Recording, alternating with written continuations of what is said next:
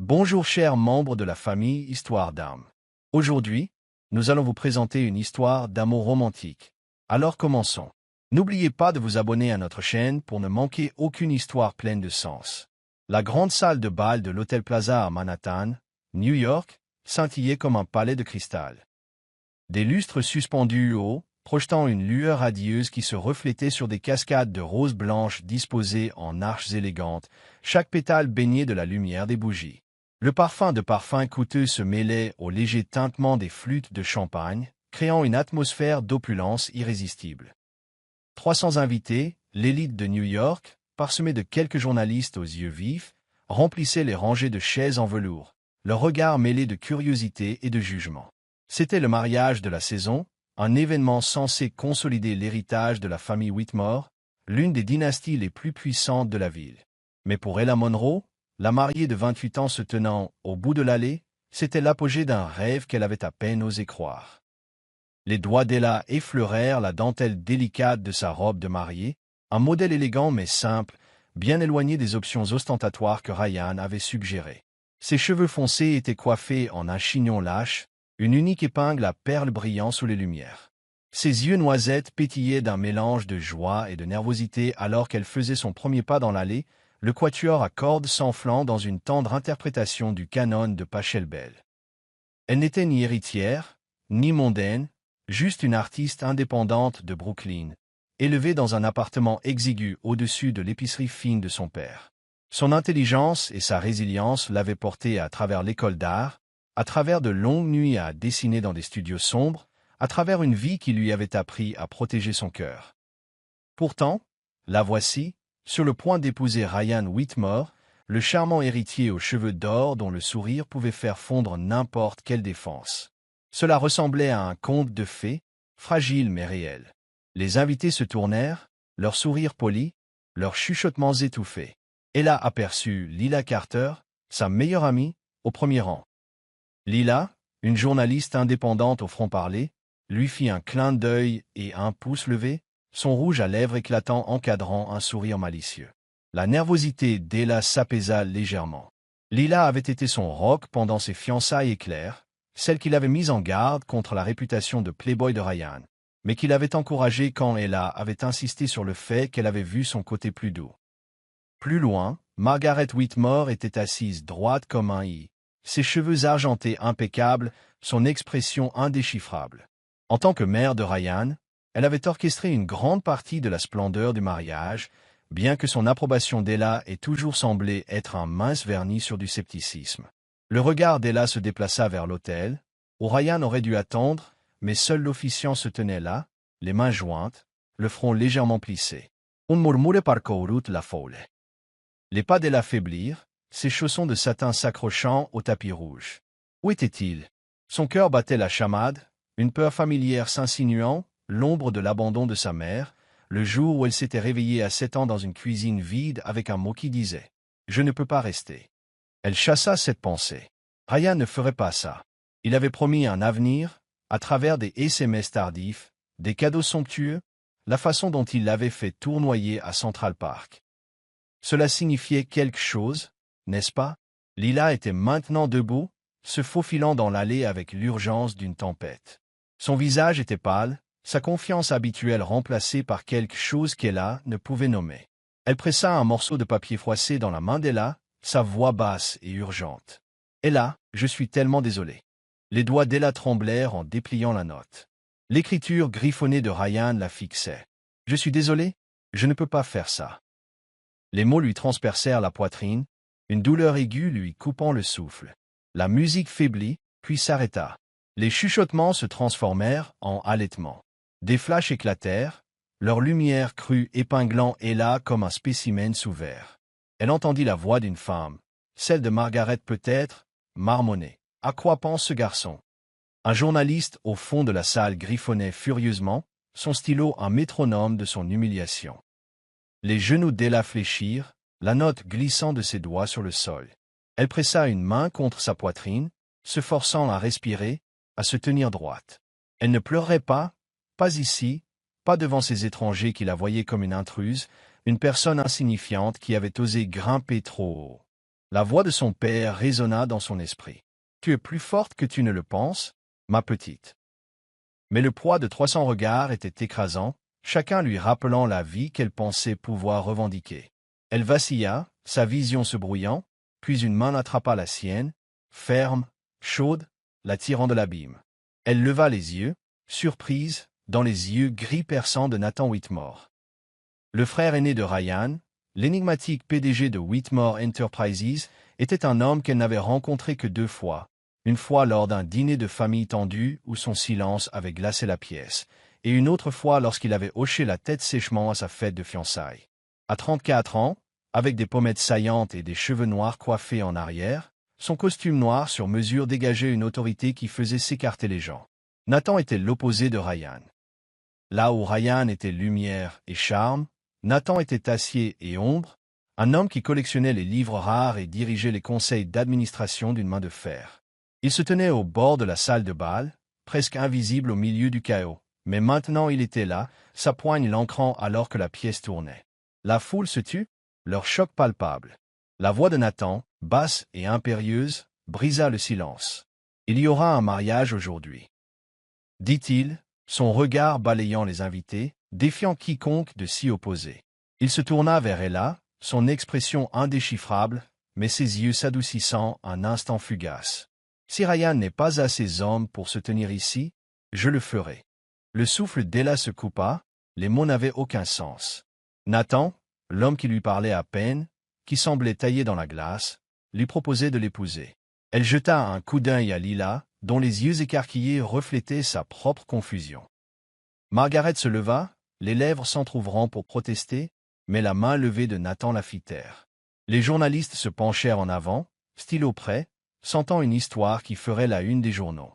L'esprit d'Ella s'emballa. Elle voulait courir, disparaître dans les rues de Brooklyn où personne ne connaissait sa douleur. Mais la main de Nathan était ferme, sa présence une bouée de sauvetage dans la tempête. Elle vit la pitié dans les yeux des invités, le pincement réprobateur des lèvres de Margaret. Si elle partait maintenant, elle serait la mariée abandonnée pour toujours, son nom une note de bas de page dans les chroniques mondaines. Sa gorge se serra, mais elle força sa voix à se stabiliser. « Pourquoi » murmura-t-elle, pour les seules oreilles de Nathan.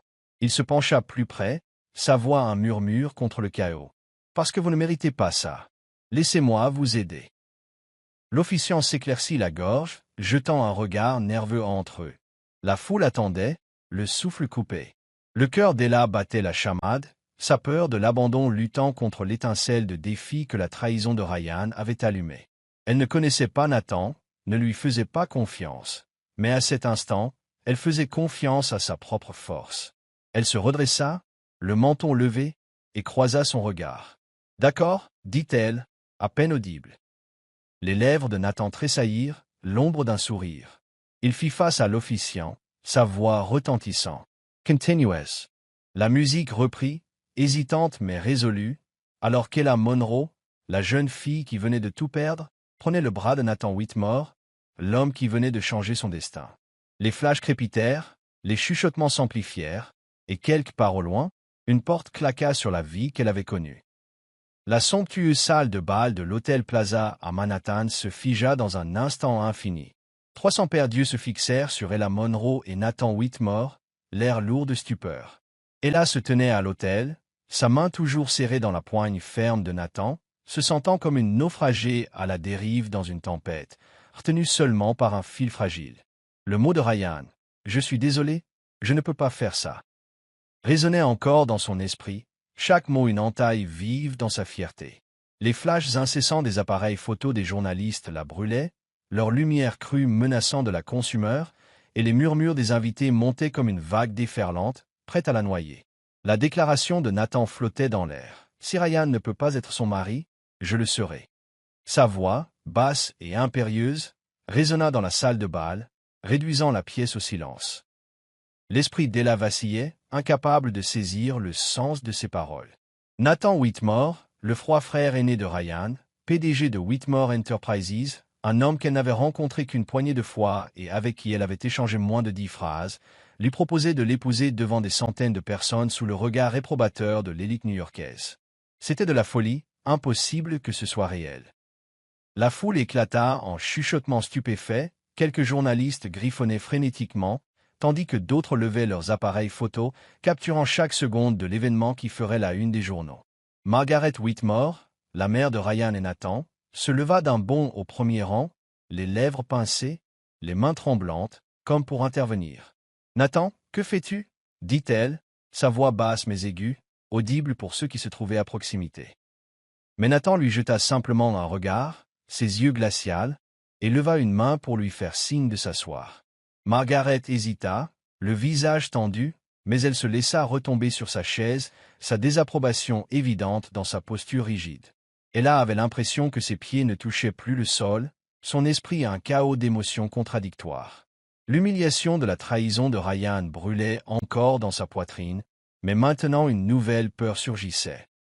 La peur de s'engager dans un jeu dont elle ne comprenait pas les règles. Elle regarda Nathan, cherchant un signe, une explication dans ses yeux gris perçants. Il se tenait là, grand et inflexible, son costume noir taillé sur sa stature imposante, mais son visage ne révélait rien d'autre qu'un contrôle absolu. Pourquoi faisait-il cela? Pity? Honneur familial? Ou un quelconque agenda caché qu'elle ne pouvait encore discerner? Elle se tourna vers Lila Carter, sa meilleure amie qui se tenait à proximité, les yeux de Lila écarquillés par le choc. Lila secoua légèrement la tête, comme pour dire qu'elle ne comprenait pas non plus, puis se pencha, chuchotant avec urgence. « Ella, tu n'es pas obligée de faire ça. Tu peux sortir d'ici, la tête haute. Ne laisse pas ces vautours. » Elle désigna les journalistes d'un mouvement de tête, te voir craquer. Mais alors Lila marqua une pause, regardant dans les yeux d'Ella et ajouta, sa voix plus douce. « Mais si tu restes, ne les laisse pas gagner. Montre-leur que tu es plus forte que ça. » Les mots de Lila percèrent le brouillard dans l'esprit d'Ella. Elle regarda autour d'elle, voyant les regards apitoyés, les sourires réprobateurs, et la vérité la frappa comme un coup. Si elle fuyait maintenant, elle serait la mariée abandonnée pour toujours, son nom lié à l'échec et à la honte. Mais épouser Nathan? La pensée la fit frissonner. Elle le connaissait à peine, un homme froid et distant qui semblait vivre dans un monde à part du sien. Pourtant, il était là, sa main agrippant la sienne, et à cet instant, il était la seule chose qui l'empêchait de s'effondrer. Elle a pris une profonde inspiration, sa voix tremblant alors qu'elle chuchotait, pour les seules oreilles de Nathan. « Pourquoi fais-tu ça? Je ne comprends pas. » Nathan se pencha plus près, son souffle chaud contre son oreille, sa voix basse mais résolue, comme un vœu. « Fais-moi confiance, et là, tu ne mérites pas cette humiliation aujourd'hui. Laisse-moi t'aider. » La sincérité dans sa voix la stupéfia, mais le doute la rongeait. L'aider ou céder lui-même? Les Whitmore étaient une famille de manœuvres calculées, et elle avait appris de Ryan que de belles promesses pouvaient cacher de sombres intentions. Mais les yeux de Nathan, bien que froids, ne portaient aucune trace de tromperie. Elle sentit la force dans sa main, comme s'il lui prêtait un peu du courage qu'elle avait perdu.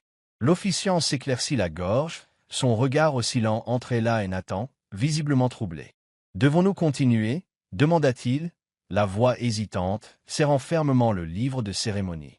Elle a senti tous les regards sur elle, le poids du choix pesant sur ses épaules. Elle pensa à son père, qui lui avait appris que le respect de soi était quelque chose que personne ne pouvait enlever, et à sa mère, qui l'avait quittée avec un mot, la laissant méfiante face au rejet. Elle ne voulait plus être une victime, ne voulait plus que Ryan ou qui que ce soit la définisse. Lila avait raison, elle était plus forte que ça. Elle regarda Nathan, le menton levé, et bien que son cœur s'emballât encore, elle parla, sa voix faible mais claire. « D'accord. » Un soupir collectif parcourut la pièce, comme si toute la salle de bal avait été libérée d'un sort. Nathan hocha la tête, une lueur de surprise dans ses yeux avant que son masque contrôlé ne revienne. Il se tourna vers l'officiant, sa voix retentissant, ne laissant aucune place au doute. « Procédez. » Le quatuor à cordes reprit, les notes de la marche nuptiale hésitantes mais résolues. Ella se tenait là, sa main toujours dans celle de Nathan, se sentant comme une marionnette guidée par des forces qu'elle ne pouvait nommer. Les vœux furent récités dans un brouillard, des mots d'amour et d'engagement qu'elle répéta comme quelqu'un dans un rêve. Nathan lui glissa une bague en or au doigt, sa main ferme, inébranlable. L'officiant les déclara mari et femme, et des applaudissements éclatèrent, certains sincères, d'autres réticents. Margaret applaudit lentement, son sourire aussi tranchant qu'une larme. Alors que Nathan la conduisait dans l'allée, les jambes d'Ella bougeaient en pilote automatique, sa robe de mariée glissant sur le tapis rouge. Les appareils photos suivaient, leur flash une agression incessante. Dans un coin de la pièce, Lila se précipita, la serrant dans ses bras. « Tu es folle, mais j'adore ta folie, » dit Lila, la voix étranglée. « Je reste avec toi ce soir, d'accord? Nous devons parler. » Ella hocha la tête, l'esprit encore confus. Nathan se tenait à quelques pas, parlant à voix basse avec un homme en costume, peut-être son assistant. Il la regarda, son expression indéchiffrable, puis s'approcha. « Allons-y, » dit-il. « La voiture attend dehors. » Le trajet vers les Hamptons fut silencieux, les lumières de la ville s'estompant dans l'obscurité de Long Island. Nathan était assis en face d'elle dans le SUV noir et élégant, la lueur de son téléphone éclairant ses traits fins. Ella serrait son bouquet de mariée, les roses blanches commençant à se faner, symbole de son rêve brisé. Le domaine des Whitmore se dressait devant eux, un chef-d'œuvre moderniste de verre et d'acier, ses angles vifs se détachant sur les dunes éclairées par la lune. À l'intérieur, la maison était aussi froide que son extérieur, avec des sols en marbre poli et un mobilier minimaliste dépourvu de chaleur. Nathan la conduisit à une suite d'invités spacieuse, ses murs ornés d'art abstrait, bien loin de son appartement encombré de Brooklyn. « C'est à vous, » dit-il en s'arrêtant à la porte. « Je pensais ce que j'ai dit. Je ne vous forcerai à rien. Nous pouvons vivre comme des colocataires si c'est ce que vous voulez. Pas d'attente, pas d'obligation. » Ella le regarda, le poids de la journée s'abattant sur elle. « Pourquoi avez-vous fait ça, Nathan ?» demanda-t-elle, la voix rauque, sa peur d'être un pion se répandant. « Est-ce à propos de votre famille, de votre réputation, ou avez-vous juste pitié de moi ?» Il se raidit, sa mâchoire se crispant. Un instant, elle crut qu'il n'allait pas répondre. Puis il s'approcha, sa voix basse mais ferme. « Je n'ai pas pitié de vous, Ella. J'ai vu quelqu'un qui méritait mieux que la lâcheté de mon frère. Et oui, la réputation de ma famille compte. Mais ça... » Il fit un geste entre eux, la bague brillant à son doigt. « C'était mon choix. » Elle chercha dans ses yeux, cherchant la tromperie mais n'en trouvant aucune. Seulement de la sincérité, bien que froide. « Et qu'est-ce que vous y gagnez ?» demanda-t-elle, sa voix faible mais résolue.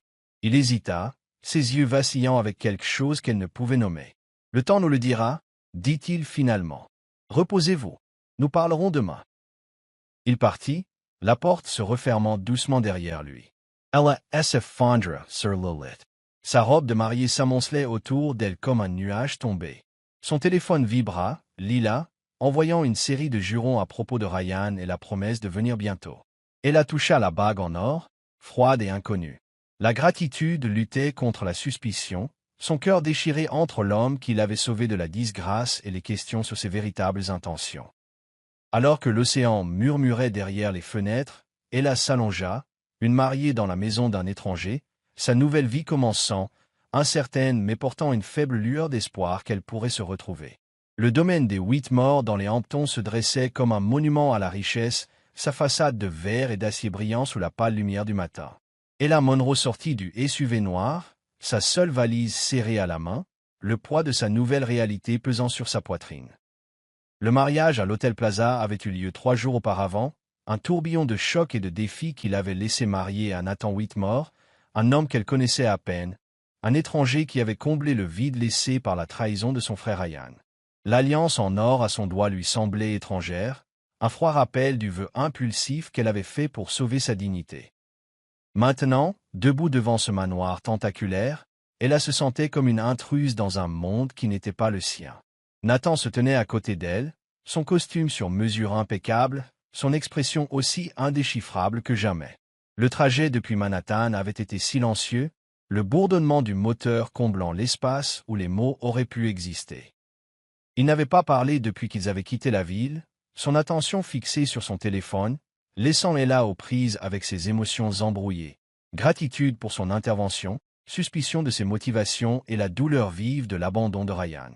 Elle le regarda maintenant, ses pommettes saillantes et ses yeux gris captant la lumière, et se demanda dans quelle sorte de vie elle était. « T'es tombé.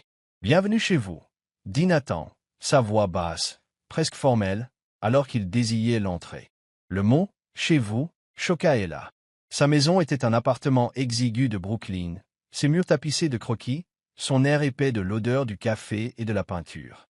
Cet endroit, avec ses fenêtres imposantes et ses pelouses manucurées, était un univers à part. À l'intérieur, le domaine était aussi froid que son extérieur. Des sols en marbre poli s'étendaient à l'infini, reflétant la lumière des lustres minimalistes. Le mobilier était élégant, tout en lignes épurées et en tons neutres, dépourvu de chaleur ou de personnalité. Les baskets d'Ella couinaient sur le sol, une petite rébellion contre la perfection stérile. Nathan la conduisit à travers un dédale de couloirs, passant devant un grand escalier et une galerie d'art abstrait, jusqu'à une suite d'invités spacieuse. La pièce était plus grande que tout son appartement, avec un lit king-size drapé de drap blanc, un bureau élégant et un balcon donnant sur l'océan. C'était magnifique, mais cela ressemblait à un hôtel, pas à une maison. « C'est à vous » dit Nathan en s'arrêtant à la porte. Il croisa son regard, ses yeux fermes mais distants. « Je pensais ce que j'ai dit au mariage. Je ne vous forcerai à rien. Nous pouvons vivre comme des colocataires, si c'est ce que vous voulez. Aucune attente. » Ella l'étudia, cherchant une faille dans sa façade composée. Son offre était généreuse, presque trop généreuse, et cela alimentait les doutes que Lila avait semés quant à ses intentions. Était-ce de la gentillesse, ou une manœuvre calculée pour la maintenir docile? « Merci, dit-elle, la voix prudente. J'ai juste besoin de temps. » Nathan hocha la tête, une lueur de quelque chose, de la compréhension peut-être, traversant son visage. « Prenez tout le temps dont vous avez besoin. Je serai dans mon bureau si vous avez besoin de moi. » Il se tourna pour partir, puis s'arrêta, jetant un regard en arrière. « La cuisine est approvisionnée. Servez-vous. » Il était parti avant qu'elle ne puisse répondre, ses pas s'estompant dans le couloir. Ella posa sa valise sur le lit, le bruit des fermetures à glissière fort dans le silence. Elle déballa lentement ses quelques affaires, une poignée de vêtements, un carnet de croquis, un exemplaire usé de la cloche de détresse, qui semblait ridiculement petit dans la pièce caverneuse. Elle accrocha son pull préféré dans le placard, ses manches effilochées contrastant vivement avec l'environnement immaculé, et ressentit un pincement au cœur. Ce n'était pas son monde. Elle était Ella Monroe, une artiste de 28 ans élevée par un père célibataire à Brooklyn, pas l'épouse d'un PDG milliardaire. Pourtant, la voici, liée à Nathan Whitmore par une bague et un moment de désespoir. La première semaine passa dans un brouillard d'adaptation. Ella évitait les pièces principales de la maison, se cantonnant à sa chambre ou au balcon, où elle dessinait les vagues agitées de l'océan. Le domaine était un labyrinthe de luxe. Piscine intérieure, cinéma privé, une salle de sport avec des équipements qu'elle ne savait pas utiliser. Mais cela ressemblait à une cage, son opulence se moquant de sa simplicité. Elle refusa de toucher la carte de crédit que Nathan avait laissée sur le bureau, utilisant plutôt ses modestes économies pour commander des fournitures d'art en ligne. Elle installa un atelier de fortune dans un coin de sa chambre, ses crayons et ses toiles une bouée de sauvetage vers la vie qu'elle avait connue. Nathan était un fantôme dans sa propre maison. Il partait avant l'aube, le moteur de sa voiture un faible grondement, et revenait tard, souvent après qu'Ella se soit retirée dans sa chambre. Leurs interactions étaient brèves, polies et teintées d'une tension tacite. Au petit déjeuner, il hochait la tête par-dessus son café, ses yeux parcourant une tablette remplie de rapports boursiers. Une fois, elle le surprit à jeter un coup d'œil à son carnet de croquis, laissé ouvert sur le comptoir, mais il ne dit rien, son expression indéchiffrable. Sa froideur n'était pas cruelle, mais elle était délibérée, un mur aussi impénétrable que le verre entourant le domaine. Ella se demandait s'il regrettait sa décision de l'épouser, si elle était une obligation dont il se lassait déjà. Son propre cœur était un champ de bataille. La trahison de Ryan l'avait laissé à vif. Le souvenir de sa note, « Je suis désolé, je ne peux pas t'épouser », une blessure qui palpitait à chaque moment de calme. Elle l'avait aimé, ou pensait l'avoir aimé, attirée par son charme facile et ses promesses d'un avenir commun, mais l'humiliation de l'hôtel, la pitié dans les yeux des invités avaient brisé quelque chose en elle. Elle était reconnaissante à Nathan de lui avoir épargné cette disgrâce publique, mais la gratitude n'était pas la confiance. Les SMS de Lila, remplis d'avertissements sur le passé trouble des Whitmore, maintenaient Ella sur ses gardes. « Il cache quelque chose » écrivit Lila. « Ne baisse pas ta garde. » Pourtant, il y avait des moments où les actions de Nathan démentaient son attitude glaciale. Un matin, Ella trouva une boîte de tisane à la camomille, sa préférée, dans la cuisine, niché à côté d'une boîte de café gourmet qu'elle savait qu'il préférait. Pas de mots, pas d'explication, mais le geste semblait intentionnel. Un autre jour, un coursier livra un colis dans sa chambre, un journal relié en cuir aux pages crème, parfait pour dessiner. Elle traça la couverture en relief, ses doigts s'attardant, et se demanda si Nathan l'avait choisi lui-même. Ces petits gestes ébranlaient ses défenses, mais ils approfondissaient aussi sa confusion. Pourquoi se souciait-il d'elle s'il lui parlait à peine? Un soir, agitée et incapable de dormir, Ella erra dans le domaine, ses pieds nus silencieux sur le marbre. Elle se retrouva dans une bibliothèque, ses étagères imposantes chargées de livres anciens, leur dos gravés d'or.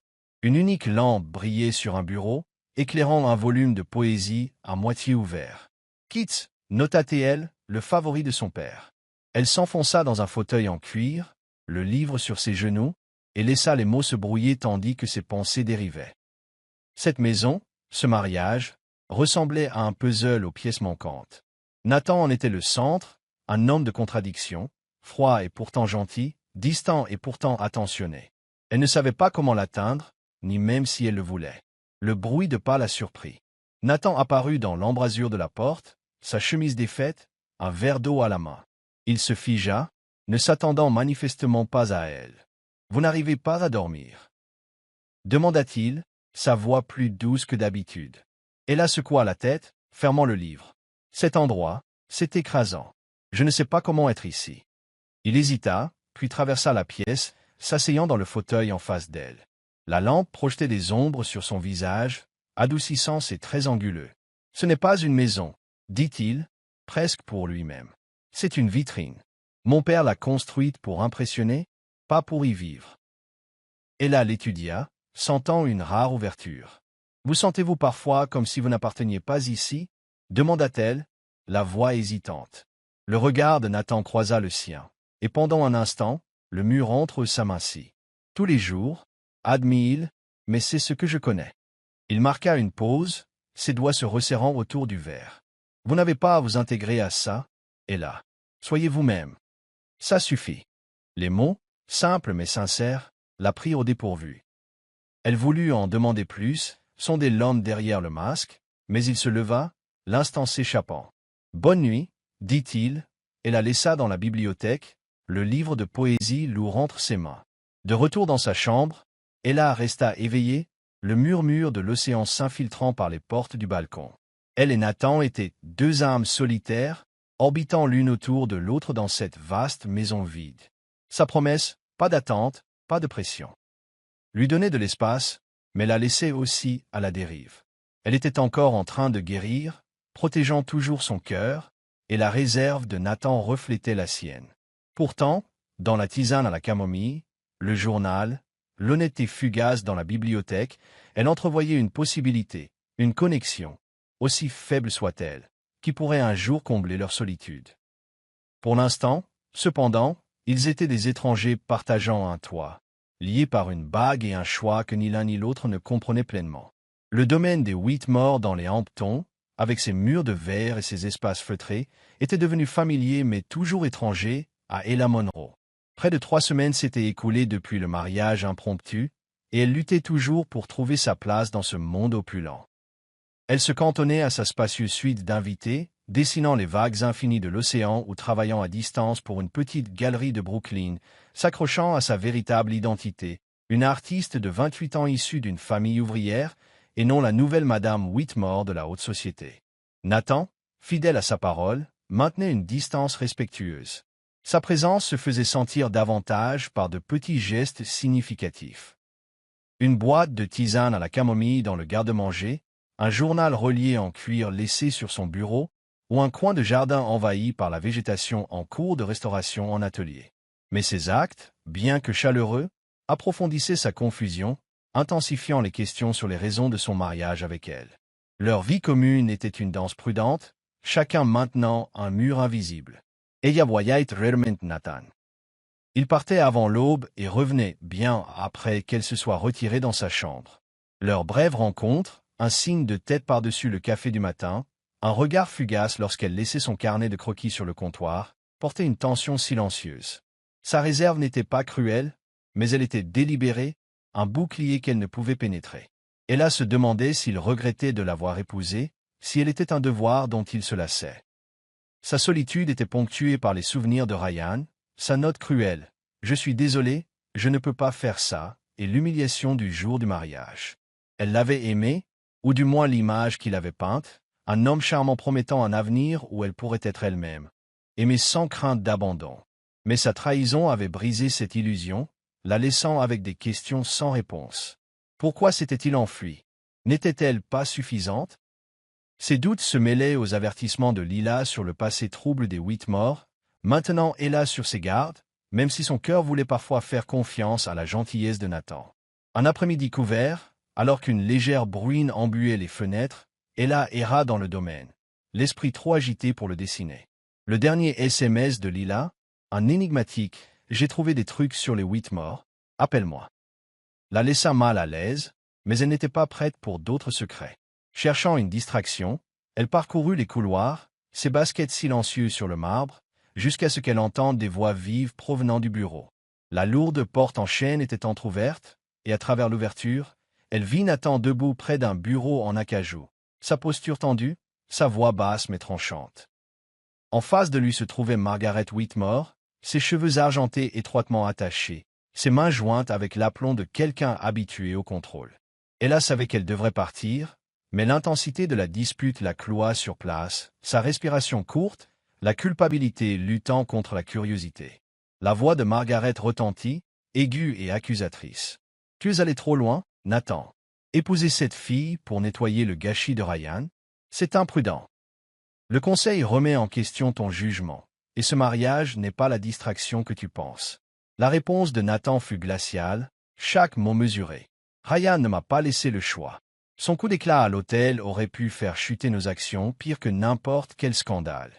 J'ai fait ce qui était nécessaire pour protéger la réputation de la famille. » Margaret ricana, arpentant la pièce, ses talons claquant sur le sol. « Protéger la réputation? Tu aurais pu la laisser partir, laisser la presse oublier. Au lieu de cela, tu nous as liés à une inconnue de Brooklyn. Ton père n'aurait jamais approuvé. Forcer Ryan à lui faire sa demande était son idée pour sauver l'entreprise de la faillite. Mais toi, qu'est-ce que tu fais, Nathan? » Le souffle d'Ella se coupa, son cœur battant la chamade, ses doigts s'enfonçant dans le cadre de la porte. Forcer Ryan à faire sa demande? Elle pensait que l'amour de Ryan était réel, que ses promesses de soutenir son art, d'un avenir commun, venaient de son cœur. Mais maintenant, les mots de Margaret étaient une lame, déchirant cette illusion. Elle se pencha plus près, s'efforçant d'entendre, alors que Nathan parlait, sa voix basse mais résolue. « Toi et père avez utilisé Ella comme un pion. Vous avez poussé Ryan à ses fiançailles pour apaiser les Kessler, pour garantir leur investissement et sauver Whitmore Enterprises des pertes. Mais Ryan n'a jamais voulu l'épouser. Il avait une maîtresse, Cassandra Tate, une actrice. Il s'est enfui à cause d'elle, pas à cause d'Ella. » Les genoux d'Ella tremblèrent, son estomac se noua. Cassandra Tate, elle avait vu ce nom dans les tabloïds, une actrice séduisante souvent aperçue lors de soirées d'élite. La maîtresse secrète de Ryan? Les pièces se mirent en place, ses SMS tardifs, ses évasions, le sourire forcé lorsqu'elle l'interrogeait sur sa vie sociale. Elle avait attribué cela à son emploi du temps chargé, à son charme de playboy, mais maintenant elle voyait la vérité. Elle était un rouage dans un plan, un outil pour sauver une entreprise en difficulté. La douleur la transperça, mais elle apporta aussi un étrange soulagement. Ryan n'était pas parti parce qu'elle n'était pas suffisante, mais parce qu'il était un lâche, manipulé par sa famille et ses propres désirs. La voix de Nathan la ramena à la réalité, maintenant plus douce, presque en colère. « Ella n'est pas un pion, mère. Je l'ai vue ce jour-là, debout à l'hôtel, faisant face à l'humiliation que Ryan lui avait laissée. Elle n'a pas craqué. Elle est gentille, chaleureuse, plus forte que quiconque dans cette famille. Je l'ai épousée pour protéger notre nom, oui, mais aussi parce qu'elle méritait mieux. » Margaret rit, un son cassant. « Gentle, chaleureuse, c'est une personne insignifiante, Nathan. Une pauvre artiste de Brooklyn, avec rien d'autre que quelques tableaux et une histoire à dormir debout. Tu en as fait notre fardeau. Si tu t'en souciais vraiment, pourquoi ne pas lui dire la vérité? Qu'elle faisait juste partie de l'accord Kessler, et que tu ne fais que ramasser les morceaux? Les ongles d'Ella s'enfoncèrent dans ses paumes, son souffle se coupant. Parti d'un accord, les mots firent écho à sa peur la plus profonde, celle de n'avoir jamais été vraiment aimée, d'être seulement un moyen pour parvenir à une fin. Elle voulut entrer en trombe, exiger des réponses, mais ses pieds étaient cloués au sol. Nathan resta silencieux un long moment, puis parla, sa voix à peine audible. Elle le saura quand le moment sera venu, mais je ne laisserai ni toi ni personne d'autre l'entraîner dans ce jeu. Les talons de Margaret claquèrent alors qu'elle se dirigeait vers la porte, forçant Ella à se retirer dans l'ombre du couloir. La femme plus âgée passa en trombe, inconsciente de la présence d'Ella, son parfum persistant comme un avertissement. Ella attendit que le bureau soit silencieux avant de retourner discrètement dans sa chambre, les jambes instables, l'esprit confus. Elle s'affaissa sur le lit, les révélations s'abattant sur elle comme des vagues. Ryan ne l'avait pas aimée, jamais. Elle était un pion dans un complot visant à sauver Whitmore Enterprises, un outil pour garantir l'accord Kessler. La vérité la brûla, mais elle la libéra aussi du doute qui l'avait hantée. Elle n'était pas à blâmer. Ryan s'était enfui pour Cassandra, pour son propre égoïsme, pas à cause d'elle. Mais les mots de Nathan sur sa gentillesse, sa chaleur, sa force la remuèrent. Il avait vu quelque chose en elle alors même qu'elle ne le voyait pas elle-même. Il l'avait épousée, non seulement pour sauver la réputation de sa famille, mais parce qu'il croyait qu'elle méritait mieux. Elle la regarda par la fenêtre où la bruine estompait la vitre et sentit un nouveau vide dans son cœur, une liberté fragile pour façonner son avenir. Elle était toujours blessée, toujours méfiante des intentions de Nathan, mais elle n'était plus liée à un traître. Elle se leva, prenant une profonde inspiration, résolue à le confronter, à exiger l'honnêteté. Mais pour l'instant, elle s'accrochait au soulagement d'être libérée d'un mensonge, et dans cette vaste maison au milieu des secrets et des ombres, elle commença à percevoir une lueur d'espoir, une chance de se redécouvrir. Le domaine des Whitmore dans les Hamptons, avec ses murs de verre et ses espaces feutrés, devenait lentement familier à Ella Monroe, même si ce n'était toujours pas chez elle. Après les douloureuses révélations sur Ryan et les manigances de la famille Whitmore, Ella chercha à retrouver son équilibre. Elle refusa de laisser la morsure de la trahison ou les regards indiscrets de la presse la définir. Au lieu de cela, elle se tourna vers sa passion, l'art. Avec ses modestes économies et sa résolution inébranlable, Ella lança un cours d'art gratuit pour les enfants défavorisés du quartier de Bed-Stuy à Brooklyn, à 2 heures de route du domaine. La petite salle du centre communautaire, avec ses murs écaillés et ses tables bancales, devint son sanctuaire. Chaque samedi, elle se tenait au milieu d'enfants bavards, leur apprenant à mélanger les couleurs, à tracer des lignes et à transformer leurs idées naissantes en peinture vibrante. Les rires des enfants et l'odeur de la peinture acrylique la faisaient se sentir vivante, comme si elle avait retrouvé une partie d'elle-même, la fille qui dessinait autrefois dans une cuisine de Brooklyn, rêvant d'un monde plus grand. Ce qu'Ella ne savait pas, c'est que le centre communautaire avait été sauvé de la fermeture par un don secret. La directrice, Madame Rosa, se contenta de hausser les épaules lorsqu'Ella l'interrogea sur le financement, mentionnant un donateur généreux qui avait couvert le loyer pendant 1 an. Ella soupçonnait Nathan mais s'abstint de lui demander.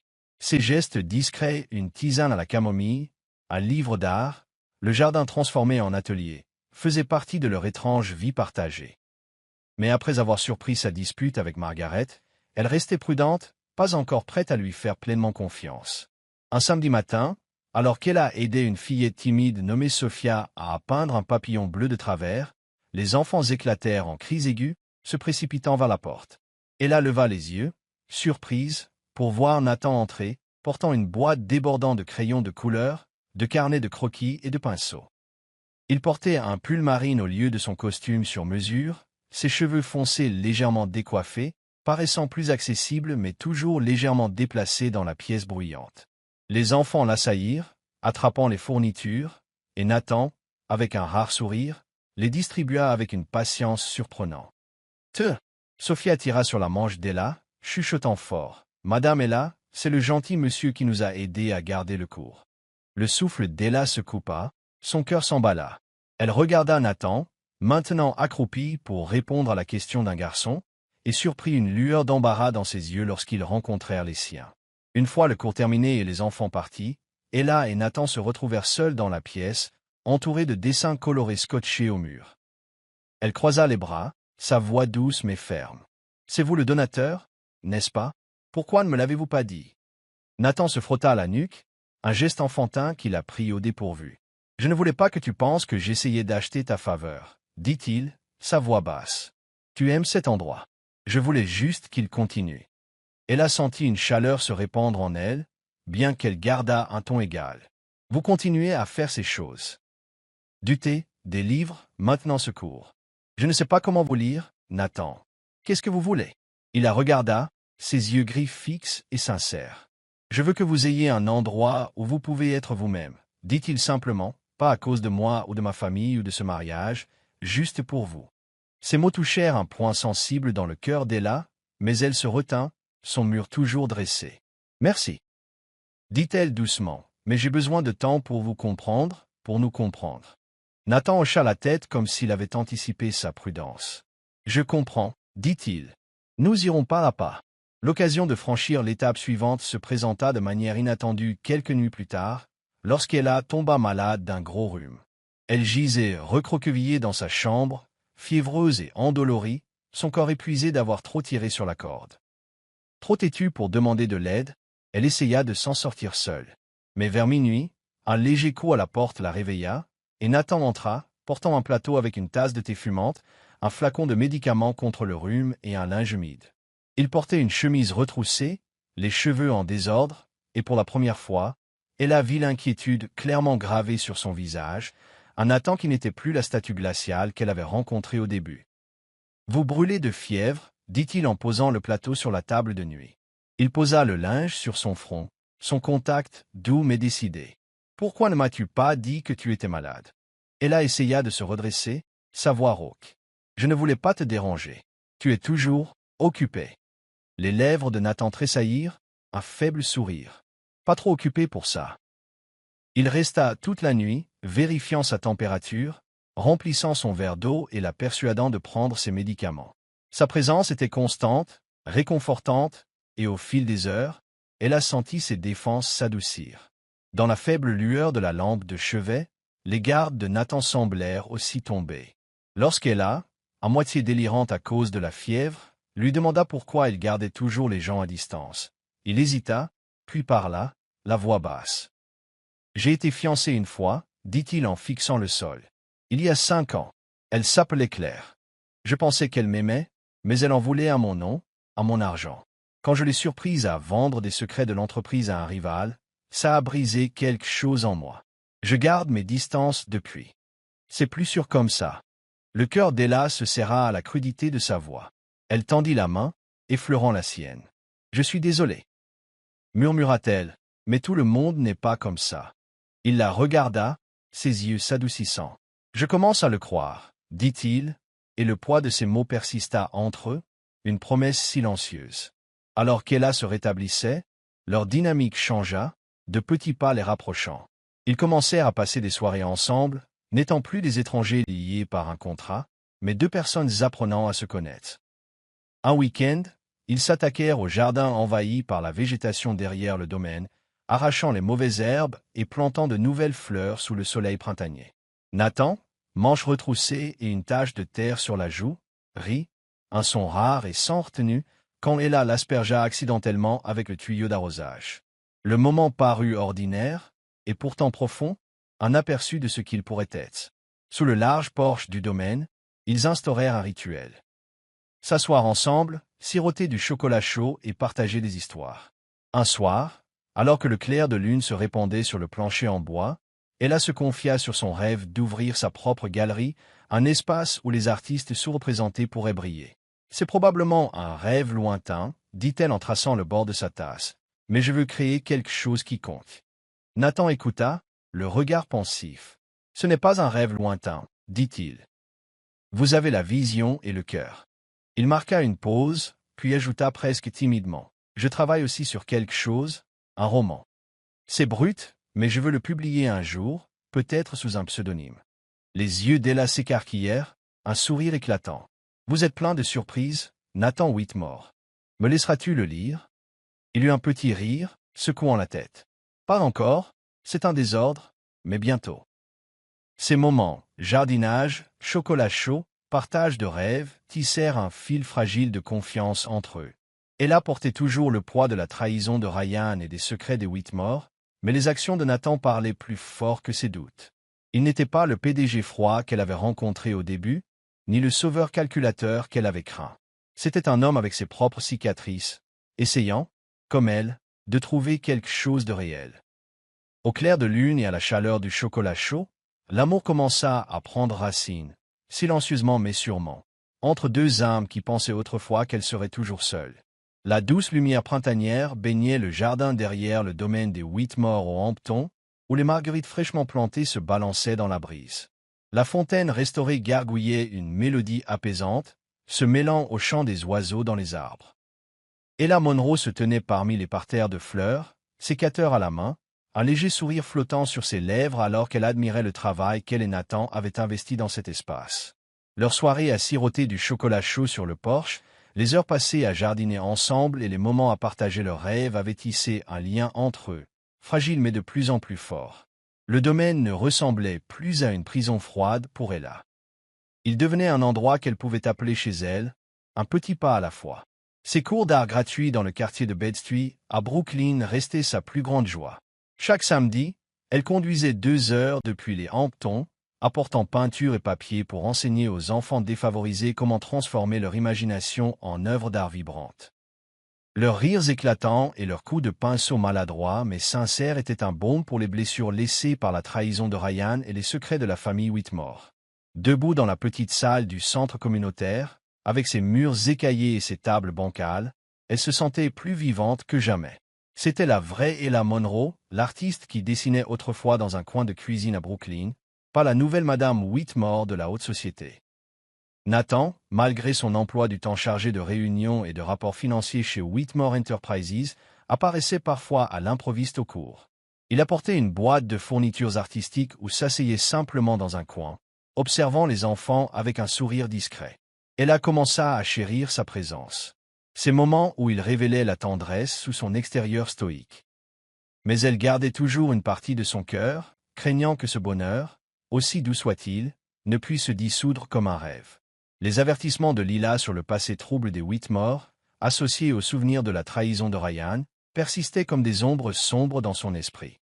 Cette paix fragile vola en éclats un samedi après-midi alors qu'Ella nettoyait après le cours. Les enfants étaient partis, laissant la pièce remplie de leurs dessins scotchés au mur. Des maisons scintillantes, des chats volants et des ciels étoilés. Elle empilait des pots de peinture lorsqu'une voiture de sport noire s'arrêta devant le centre communautaire, son moteur rugissant dans le silence du quartier. La portière s'ouvrit et Ryan Whitmore en sortit, ses cheveux blonds décoiffés, ses yeux bleus brillants de cette confiance familière maintenant teintés d'amertume. Ella se figea, serrant une boîte de crayons. Les souvenirs du mariage déferlèrent sur elle comme un raz de marée. La note laconique disait « Je suis désolé, je ne peux pas t'épouser ». Les appareils photos crépitants et l'humiliation qu'elle s'était efforcée d'enterrer. Ryan se tenait là, les mains dans les poches, la regardant avec un sourire tordu, comme si elle, et non lui, était la traîtresse. « Ella, dit-il, sa voix douce mais tranchante comme de la glace, tu as l'air terriblement heureuse, vivant dans le manoir de mon frère, jouant la parfaite Madame Whitmore. » Elle a pris une profonde inspiration, se forçant à se tenir droite, sa voix calme mais ferme. « Ryan, tu n'as aucun droit d'être ici. Tu as fait ton choix quand tu m'as laissé à l'hôtel. » Ryan eut un sourire narquois, s'approchant, son regard la scrutant à la recherche de vulnérabilité. « Mon choix? C'est toi qui as sauté dans les bras de Nathan à la seconde où je suis parti. Où était-ce le plan depuis le début, m'utiliser comme tremplin pour arriver jusqu'à lui? » Son accusation la frappa comme un couteau, faisant reculer Ella, son souffle se coupant. « De quoi parles-tu » exigea-t-elle, sa voix tremblante mais féroce. « Tu m'as abandonné devant des centaines de personnes? Ryan, c'est toi le lâche, pas moi. » Il haussa les épaules, son sourire tordu de malice. « Peut-être, mais qui crois-tu que les gens vont croire? Une inconnue de Brooklyn ou un Whitmore trahi par son propre frère. » Il se pencha, sa voix un murmure venimeux, chaque mot aussi tranchant qu'une lame. « J'ai parlé à quelques amis dans les médias, ils adorent cette histoire.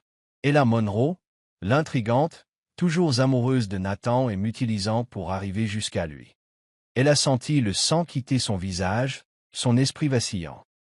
Elle voulait crier, lui faire perdre ce sourire suffisant, mais son corps se figea, ses mains tremblant si violemment que la boîte de crayons faillit lui échapper.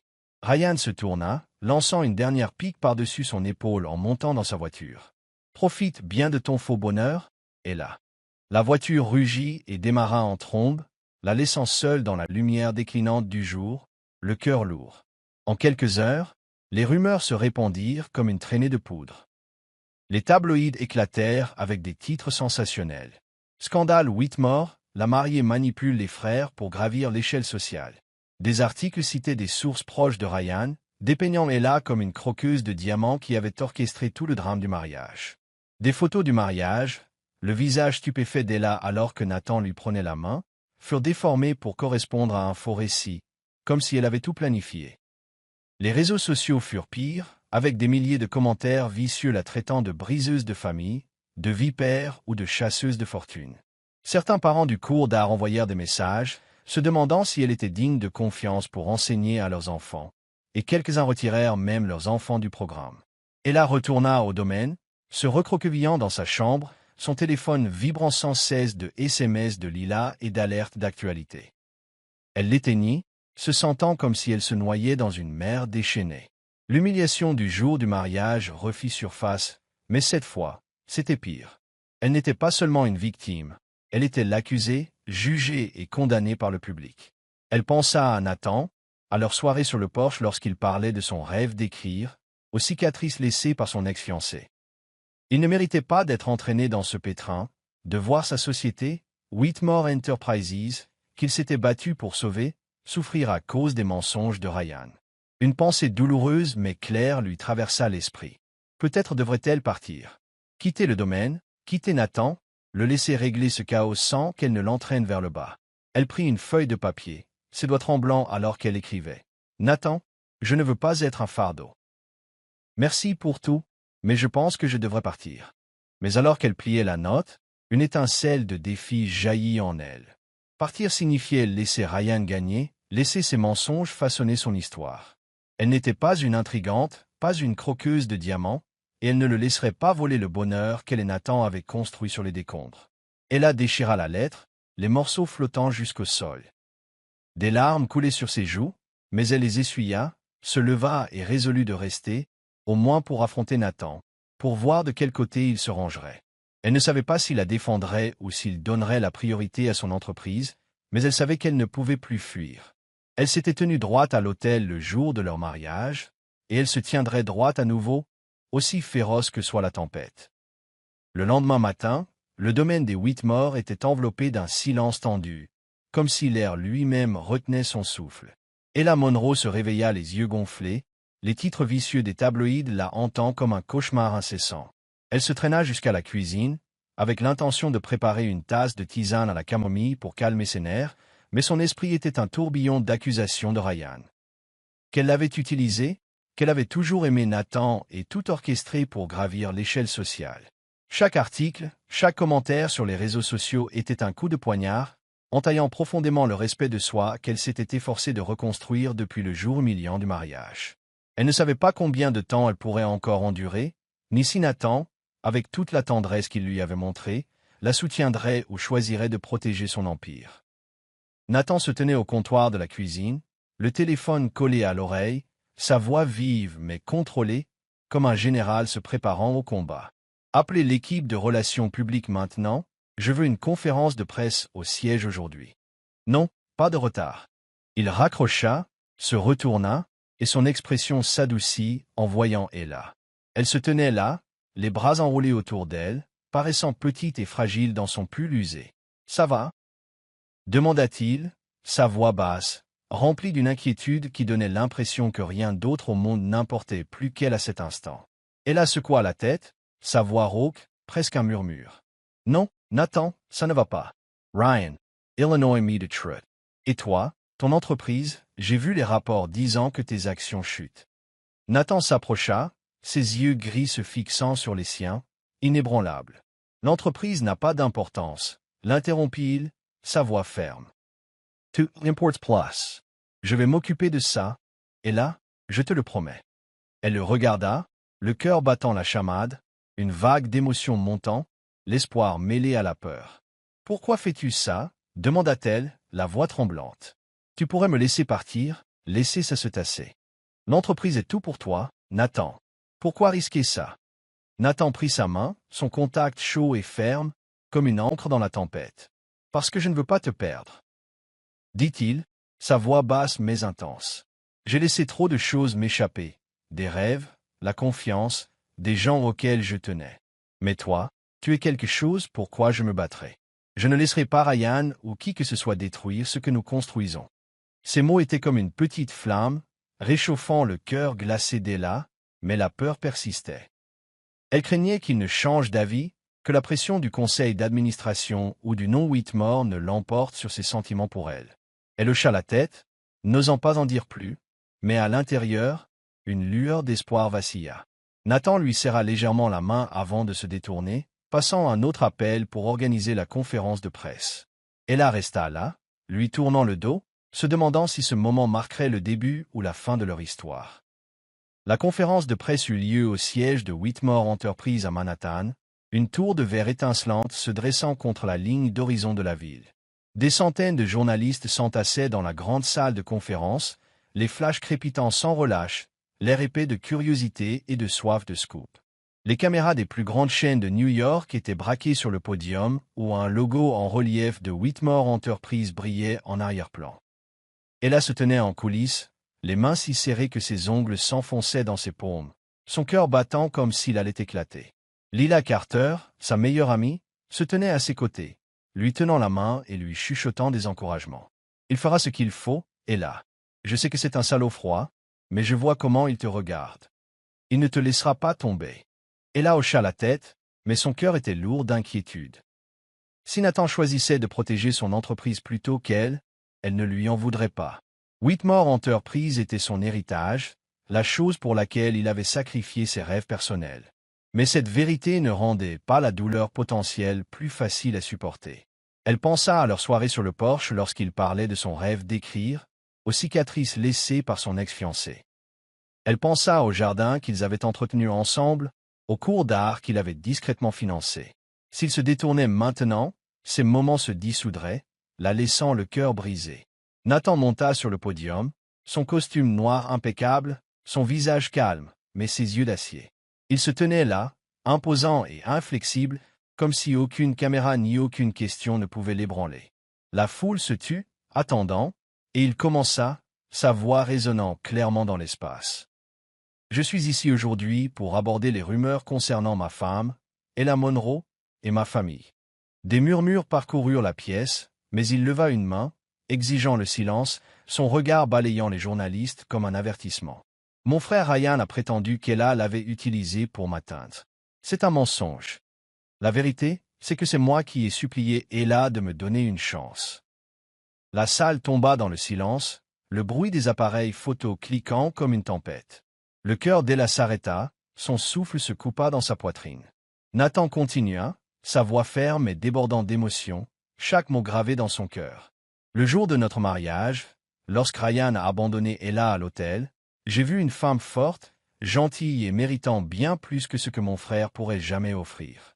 Je lui ai pris la main, non pas parce qu'elle avait besoin d'être sauvée, mais parce que je voulais être avec elle.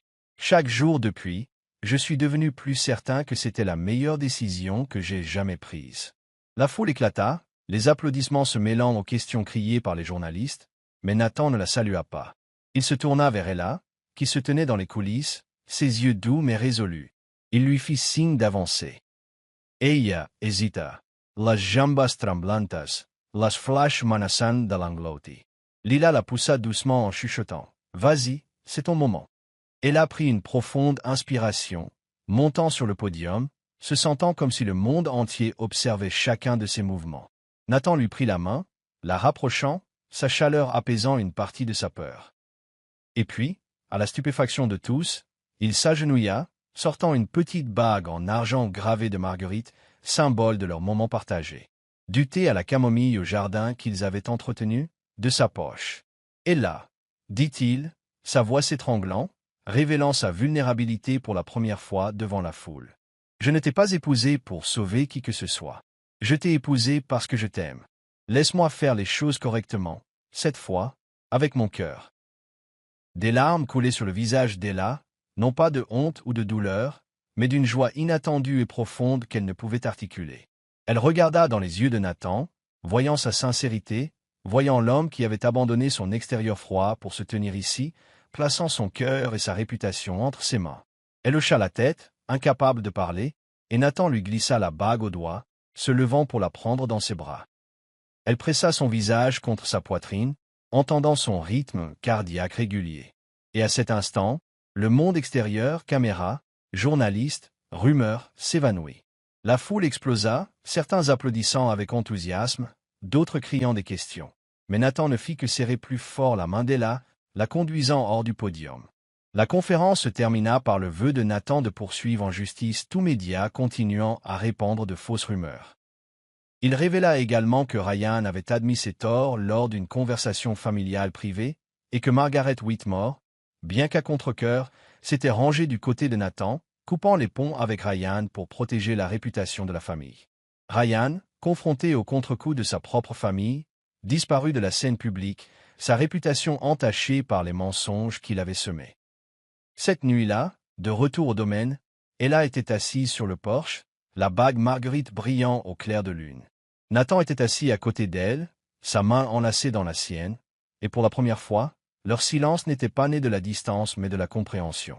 Ella appuya sa tête contre lui, levant les yeux. « Merci, dit-elle, sa voix faible mais sincère, de m'avoir choisi. » Nathan sourit, un rare sourire chaleureux. « Je te choisirai toujours, Ella, à chaque fois. » Et sous le doux clair de lune, ils s'assirent ensemble, deux âmes autrefois solitaires qui s'étaient trouvées, prêtes à affronter n'importe quelle tempête à venir. Le coucher de soleil projetait une lueur dorée sur le jardin derrière le domaine des Whitmore au Hampton, baignant de chaleur les parterres de Marguerite en fleurs. Des guirlandes lumineuses scintillantes étaient suspendues aux branches des arbres, et la fontaine restaurée gargouillait une douce mélodie, se mêlant au rire et au bavardage des amis proches. Ella Monroe se tenait devant une simple table en bois, sa robe de mariée blanche flottant légèrement dans la brise estivale, ses yeux pétillants de joie. Ce n'était pas la somptueuse salle de bal de l'Hôtel Plaza, où elle avait autrefois descendu l'allée dans l'humiliation pour être abandonnée par Ryan. C'était un vrai mariage, simple mais débordant d'amour, célébré dans le jardin même qu'elle et Nathan avaient entretenu, où chaque marguerite était un souvenir de leur voyage. Un mois s'était écoulé depuis la conférence de presse explosive au siège de Whitmore Enterprises, où Nathan s'était agenouillé devant des centaines de caméras, avait déclaré son amour et lui avait fait sa demande avec une bague en argent gravée de Marguerite, faisant taire les mensonges de Ryan. Ella se souvenait encore de ce moment, du regard sincère de Nathan, de la bague Marguerite scintillante et du sentiment de son cœur s'ouvrant, embrassant un amour qu'elle pensait autrefois ne pas mériter.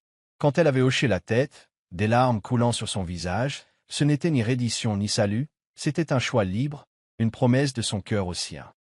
Ils décidèrent d'organiser un nouveau mariage, non pas pour parader ou prouver quoi que ce soit au monde, mais pour célébrer leur amour. La liste des invités était restreinte, limitée à ceux qui comptaient vraiment. Lila Carter, la meilleure amie d'Ella, radieuse dans une robe jaune tournesol, servant de demoiselle d'honneur.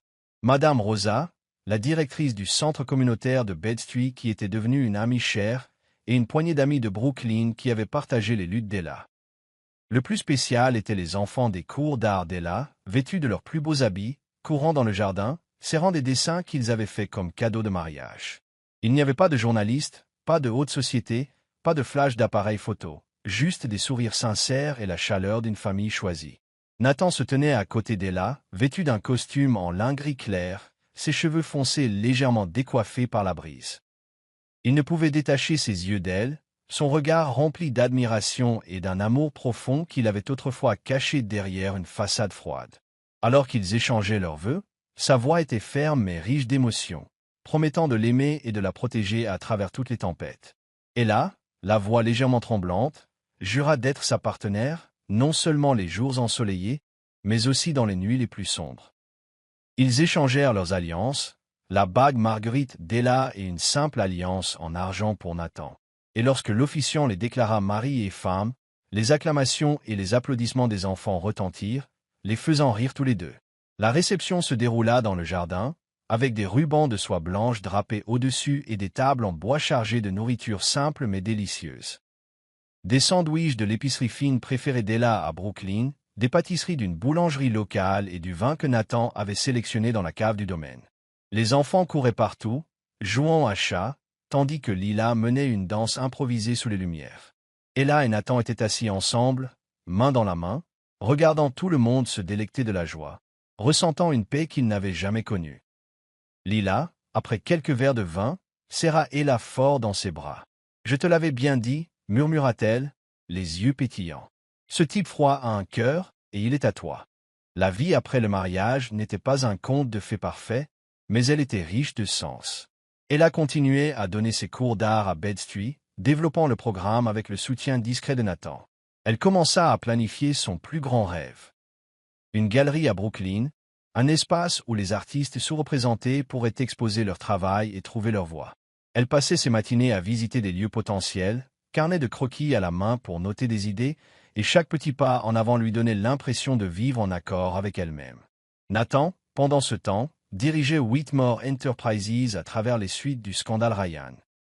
Les actions de la société s'étaient stabilisées après la conférence, et il avait regagné le respect du conseil d'administration, non seulement pour son sens des affaires mais aussi pour son intégrité. Mais il n'était plus l'homme qui vivait uniquement pour l'entreprise. Il prenait du temps pour Ella, pour leur soirée sur le porche où il partageait du chocolat chaud et des passages du roman qu'il peaufinait. Il commença à envoyer les premiers chapitres à un éditeur sous un pseudonyme, et chaque fois qu'Ella les lisait, elle voyait une partie de son âme, profonde, vulnérable et pleine d'espoir. Il n'était pas à l'abri des défis. La presse déterrait occasionnellement le passé, et certains des partenaires commerciaux de Nathan restaient méfiants à cause de vieilles rumeurs.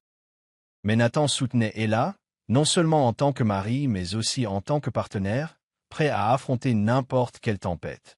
Il y avait des nuits où Ella se réveillait, hantée par les souvenirs du premier mariage, mais Nathan était toujours là, la prenant dans ses bras, lui chuchotant qu'elle n'affronterait plus jamais l'obscurité seule.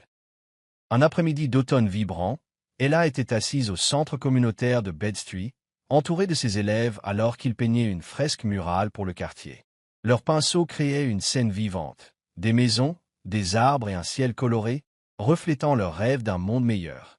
Ella, dans un pull maculé de peinture, guidait une fille nommée Sophia sur le mélange des teintes de bleu lorsque les enfants éclatèrent en acclamations. Nathan entra, portant une boîte de biscuits et de jus pour eux, un sourire chaleureux sur son visage. « Papa Nat !» crièrent les enfants, l'assaillant, le tirant au sol pour lui montrer leur dessin. Nathan rit, les laissant grimper sur lui. Sa chemise de ville fut rapidement maculée de peinture. Un garçon nommé Jamal, dans son excitation exubérante, renversa un pot de peinture bleue sur les chaussures de Nathan. Et au lieu de s'énerver, Nathan eut un petit rire, entraînant Ella dans une étreinte enjouée qui les laissa tous les deux maculés de couleur. « Je pense que nous avons besoin d'une fresque murale à la maison, » lui murmura-t-il à l'oreille, les yeux pétillants. Ella rit, s'appuyant sur son épaule, regardant les enfants retourner à leur fresque. Sophia accourut, tendant à Ella un dessin maladroit d'une marguerite et dit « Mademoiselle Ella, vous et Monsieur Nat êtes notre famille, n'est-ce pas? » La gorge d'Ella s'y serra, de larmes brillantes. Elle serra Sophia dans ses bras, hochant la tête. « Oui, ma chérie, nous sommes une famille. » Alors que le soleil de l'après-midi projetait des rayons dorés à travers la pièce, Ella et Nathan s'assirent parmi les enfants, main dans la main, la peinture tachant leurs vêtements. Elle regarda les enfants, leurs visages rayonnant de créativité et d'espoir, et ressentit un profond sentiment d'appartenance. C'était sa famille, non pas définie par le sang ou la richesse, mais par l'amour, la résilience et les rêves partagés. Avec Nathan à ses côtés à travers chaque tempête et chaque lever de soleil, Ella savait qu'elle avait trouvé un foyer. Pas un lieu, mais un sentiment, une promesse qu'il appartiendrait toujours l'un à l'autre.